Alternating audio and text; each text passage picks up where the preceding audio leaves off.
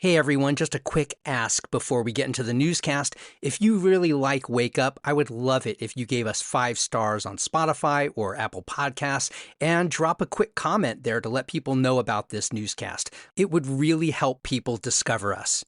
All right, on with the news.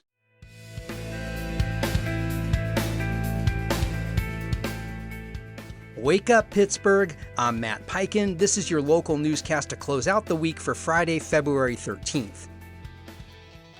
Escalating immigration enforcement and widespread rumors of ICE activity are rattling Pittsburgh area school communities, driving some families to keep children home out of fear. Pittsburgh Public Schools leaders point to a 2017 policy barring ICE from entering district buildings without clearance from the superintendent and legal team. But educators say uncertainty has intensified since federal guidance limiting enforcement near schools was rescinded. Teachers at Alderdice and other campuses are organizing trainings, sharing Know Your Rights materials, and using group chats to verify sightings. Attendance dips are emerging, especially at schools with many English learners. Read more about this at WESA. Pittsburgh City Council has advanced a pair of bills that would, for the first time, license and regulate short-term rentals such as Airbnb and VRBO. The proposals would require operators to buy a city license and, in some cases, seek zoning approval for rentals in residential districts that aren't attached to an owner's home. A local contact within 25 miles would also be required, along with caps on how many units in a building can be used as short-term rentals. Council delayed final action for about 12 weeks, while planners review the zoning changes. Read more about this at WESA.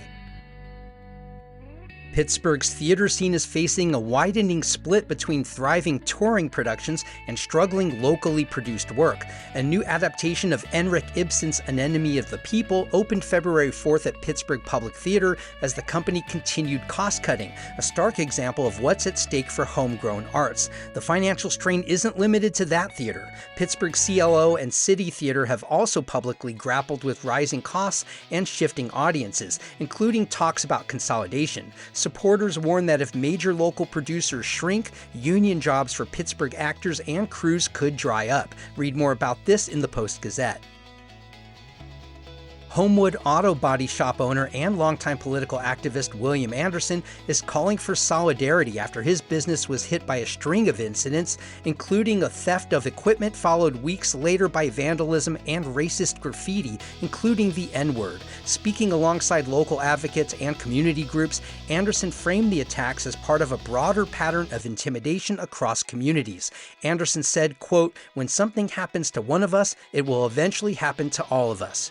Joining him at a press conference were leaders of the Black Political Empowerment Project, Casa San Jose, and the National Council of Jewish Women. Police haven't announced any arrests. Read more about this in the New Pittsburgh Courier. And a man pulled bloodied from the Allegheny River in July of 1992 was tried as a homicide victim before investigators ever learned his name. A witness led police to a suspect who was convicted of third-degree murder and has since finished his sentence, while the victim remained unidentified for more than 3 decades. Now, Allegheny County officials say genetic genealogy has identified the man as Alan Keener, born in Louisville and later living in Bridgeport, Ohio. Detectives say the breakthrough brings long-delayed closure for his family. Read more about this in the Post-Gazette.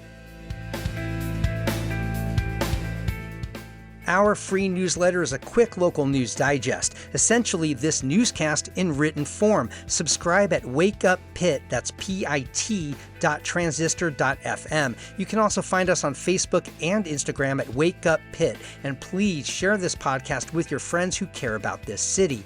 I'm Matt Peiken. Thanks so much for starting your weekdays with Wake Up Pittsburgh.